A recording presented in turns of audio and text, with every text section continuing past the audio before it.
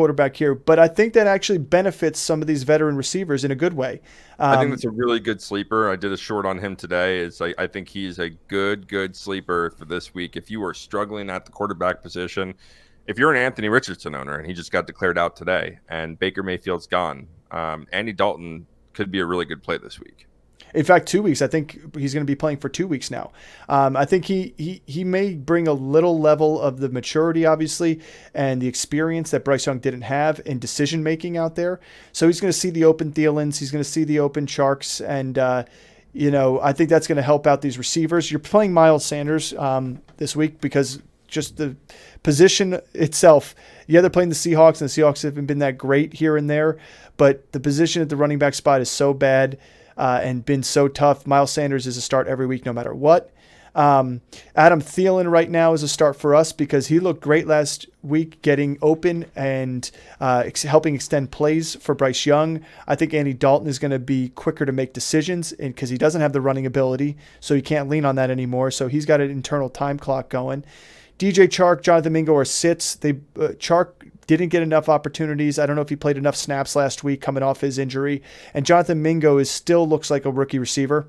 So I think Thielen's the benefactor there. But Hayden Hurst, don't be surprised if he sneaks up into this start position. He's a good sneaky flyer and streamer option because I think Andy Dalton will be able to find him the ball a little bit more often. But you are not starting this Panthers defense. Yeah, for DFS play, I love Hayden Hurst this week. I think Andy Dalton has loved throwing to his tight ends in the past. This is a really good – he's going to want to get the ball out quick, so he's going to look for those matchups. Hayden Hurst, Adam Thielen, I think, are going to be the recipients of a better volume down the field. And I wouldn't be surprised if Mingo or Chark did have pretty decent games as well.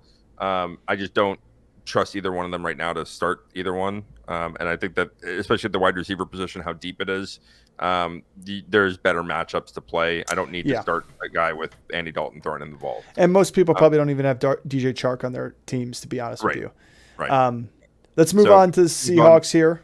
So Geno Smith is going to be a start. Kenneth Walker is going to be a start.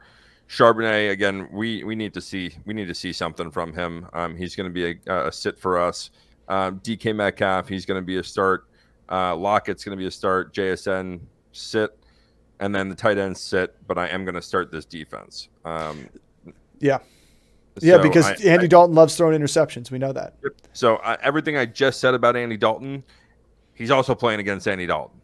This defense is playing against Andy Dalton. All right, and this offense hasn't looked great thus far. They've been really slow, and I don't know if that's maybe the rookie decision making from Bryce Young, but they've struggled to score points. So even if it's a low scoring game, that's a defense that you would really like to play. If you're only allowing 15 points in a game, if they get a couple sacks, and that's a pretty decent week for a defense.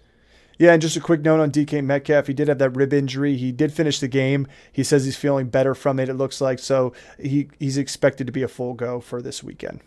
He just ate 5 bags of candy and recovered. Yep. All right, Cardinals-Cowboys, probably the most lopsided game in the entire weekend. We are not starting anybody, but I wouldn't blame you if you decided to stream Zach Ertz as your tight end, if not start him, because even though it's a tough matchup, he himself is going to garner plenty of volume. Dobbs is going to have to throw to somebody in this game. It doesn't mean it's going to be great and successful, but he is, to me, we have him as a sleeper here. Obviously, James Conner, if you can sit him. But if you can't afford to sit him, you're starting him. He's going to be volume play. He's going to be passes out the backfield. It's just going to be a very difficult game for this offense to run the ball and pass the ball. Although Trayvon Diggs is done for the season with the torn ACL midweek for the Cowboys, so that kind of shakes up those D-backs. But again, that pass rush is so dominant, doesn't really matter at that point. Yeah.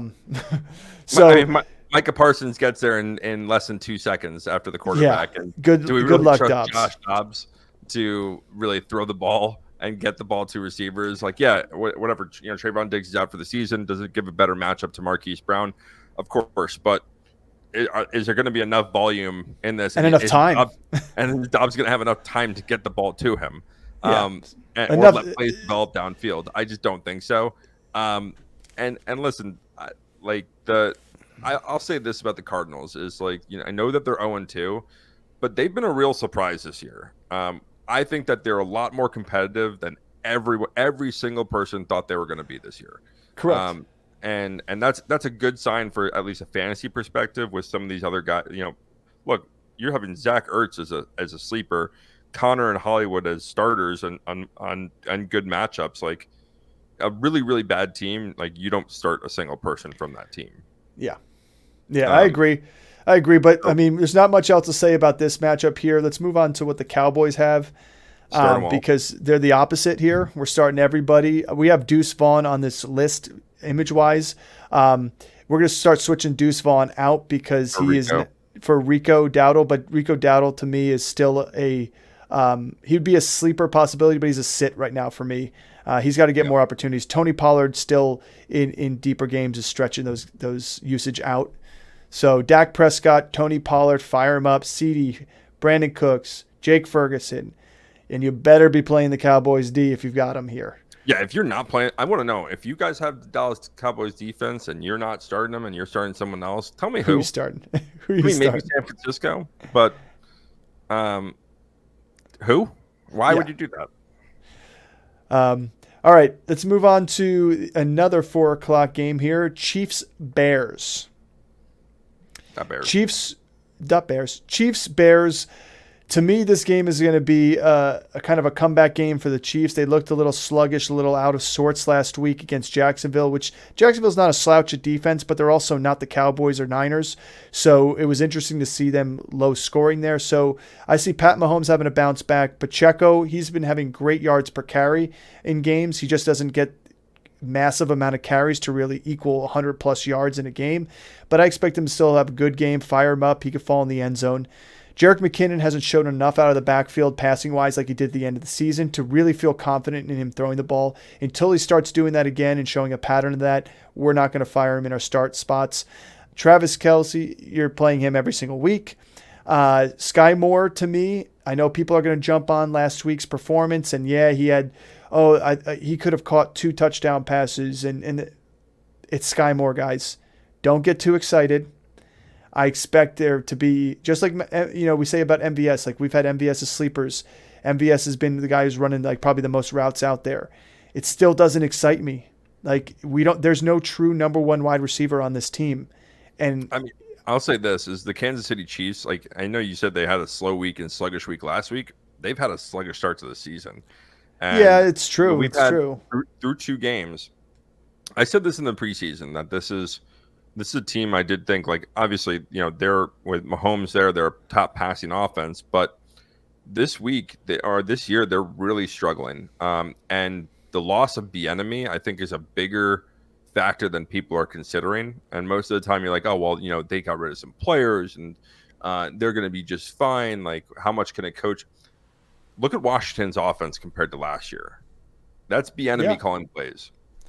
And they've had an inverse effect of what's happened this year to the Kansas City Chiefs, where last year Bieniemy and the Chiefs, they were the number 1 offense. This year Well, they're the 22nd. well, don't forget who's calling plays for them right now too. Yeah.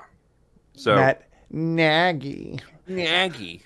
who got chased out of Chicago. So we are playing this defense, though, however, against the Bears because the Bears have struggled mightily this season, probably worse than most other teams, to be honest with you, across the board. So fire them up because there's going to be some fumbles and there's going to be some picks thrown and there's going to be less yardage run and thrown against this Chiefs defense, especially now that Jones is back pass rushing. They looked a lot better last week than they did week 1. Yeah, and then for the Bears, it's a reluctant start for Justin Fields.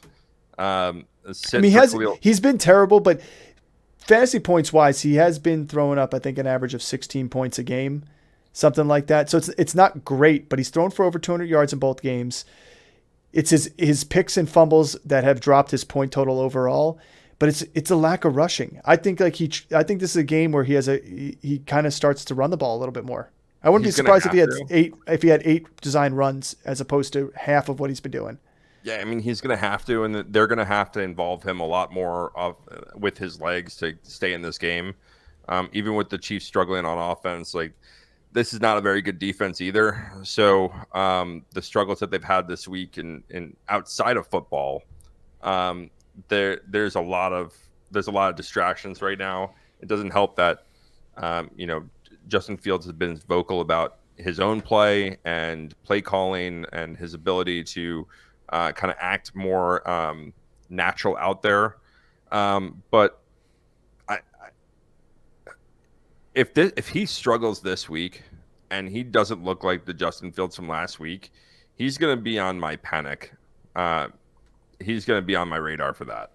He's already on my panic radar, and as a Justin Fields owner, I understand that, but this is 2 weeks to struggle versus now 3 weeks, and he's refused.